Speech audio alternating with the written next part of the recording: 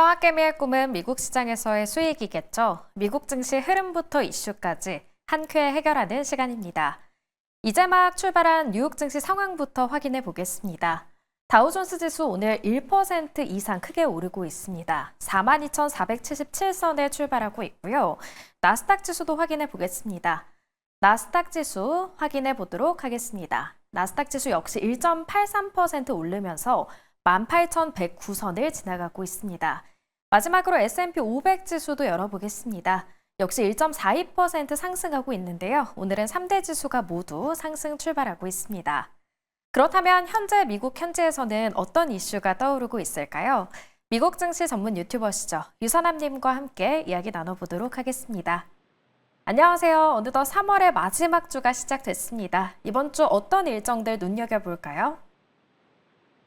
네, 일단 이번 주 같은 경우는 4월 2일 날 발표될 관세 이전에 여러 협상 내용이 여러 소식들이 나오게 될 것으로 예상이 되고 있는데요. 그런 가운데 안에서 거시경제 스케줄 하나씩 살펴보도록 하겠습니다. 저번 주에 FOMC가 있었기 때문에 그 이후에 지속적으로 나오게 될 연준 위원들의 발언 주목해볼 필요가 있는 것 같고요. 그리고 이번 주 내내 이런 연준 위원들의 발언들이 이어지게 된다는 점 염두에 두셨으면 좋겠습니다. 그리고 월요일 날 기준으로는 제조업 구매 관련자 지수와 서비스 구매 관련자 지수가 발표가 되게 되고요. 그리고 나서는 보스틱 총재와 마이클 바 부의장의 연설이 예정되어 있습니다. 화요일 날 같은 경우는 건축 승인 건수 C실러 도시주택 가격 지수가 나오게 되게 되는데요.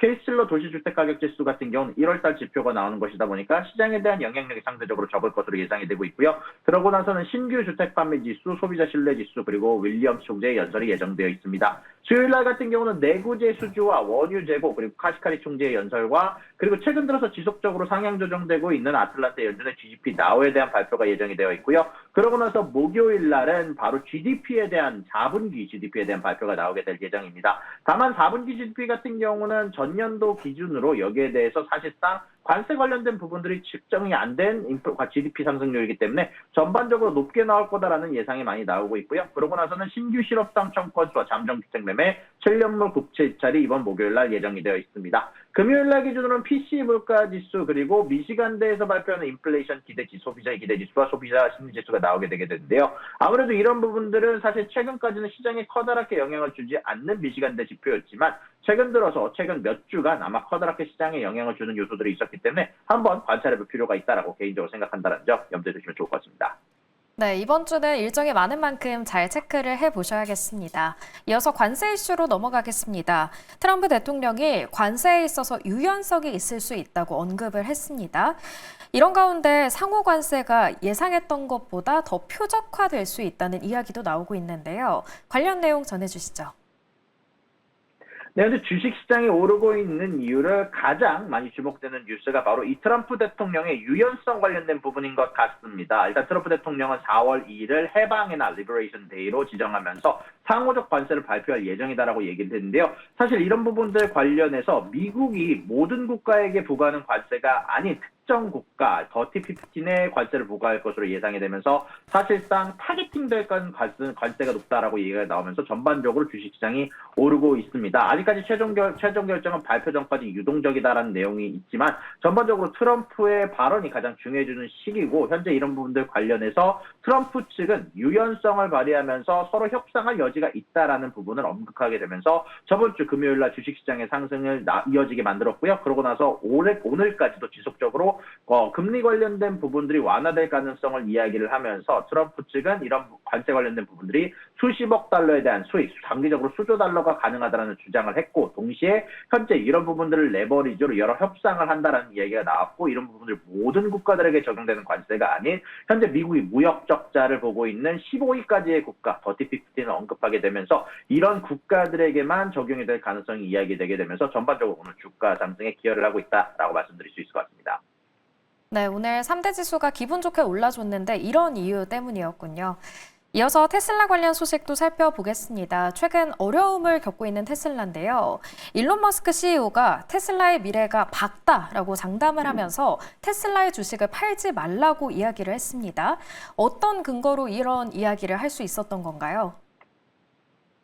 네, 일단 테슬라 같은 경우는 저번 주 금요일 날 이후로 상승을 하는 모습들을 보여주고 있는데요. 사실 저번 주 목요일 기준으로 전 직원 회의를 소집해서 전 직원들을 격려하면서 회사의 성과와 미래 비전을 발표하는 시간을 가졌다고 합니다. 현재 일론 머스크는 지속적으로 테슬라의 미래가 밝다라고 얘기를 하면서 전 세계적으로 700만 대 이상의 차량을 생산했다고 밝히며 내년에는 1000만 대 돌파를 예상하며 모델 Y가 세계 최다 판매 차량으로 자리를 잡았고 사이버 트럭은 전기 픽업 트럭 중 판매 1위를 기록했으며 앞으로도 이런 부분들 관련해서 추가적인 성과를 나타낼 것이다라고 이야기를 발표를 했고요. 그러고 나서는 주식을 팔지 말아야 된다라면서 앞으로 자신들이 발표가 될 것들을 언급을 하기도 했었는데요. 특히 옵티무스 관련해서는 올해 10,000대 이상을 생산할 여력을 갖고 있으나 5,000대까지만 상승할 것으로 얘기를 하면 5,000대까지만 이번에 안에 생산할 것으로 얘기를 하면서 2026년에는 5만 대까지 확대 계획이며 내년 하반기부터 랩 밖에서 통제 환경 밖에서 운영 시작을 하면서 직원들에게 우선적으로 접근성을 제공할 것이다라고 얘기를 하면서 현재 테슬라의 주식을 팔지 말 것을 명심하도록 하겠다라고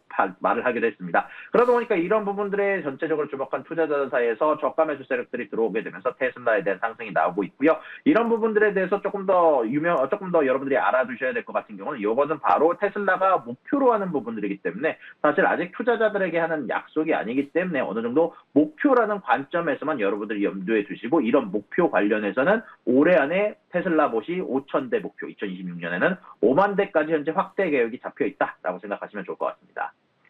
네, 말씀해주신 대로 목표를 달성할 수 있을지가 관건이 될 것 같습니다.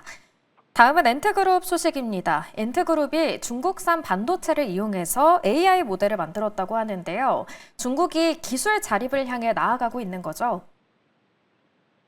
네, 맞습니다. 현재 잭마의 엔트그룹이 엔비디아가 아닌 중국산 칩으로 AI 돌파구를 마련했다라고 발표를 했습니다. 이 엔트그룹이 중국산 반도체를 활용해서 AI 모델 훈련 기술을 개발을 했고 그로 인해서 비용을 20% 절감을 했다라고 발표를 했는데요.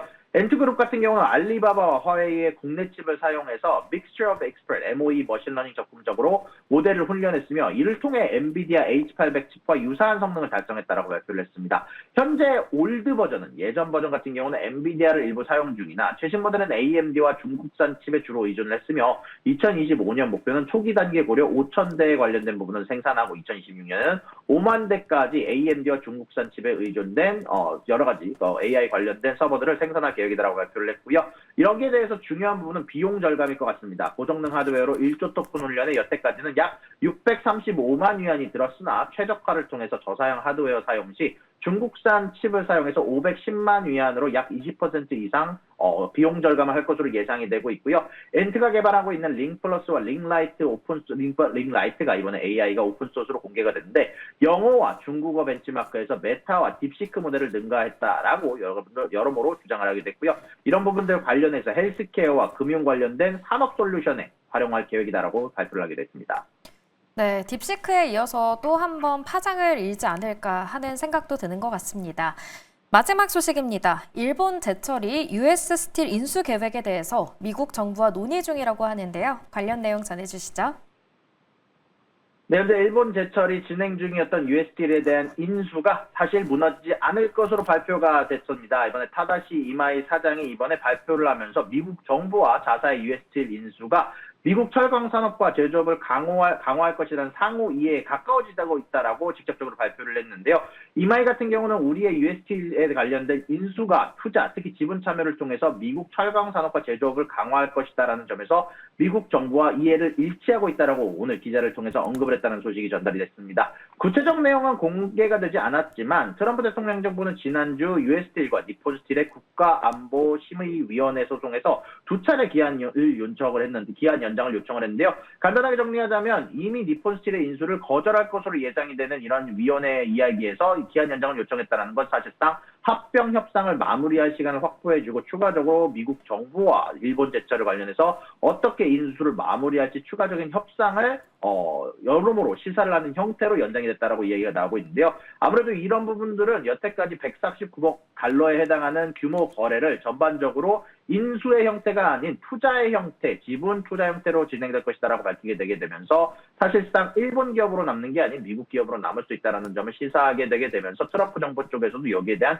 긍정적인 반응을 보여준 게 아닌가라고 애널리스트는 이야기를 하고 있습니다. 네, 오늘 말씀은 여기까지 듣도록 하겠습니다. 지금까지 미국 증시 전문 유튜버 유선남님과 함께했습니다.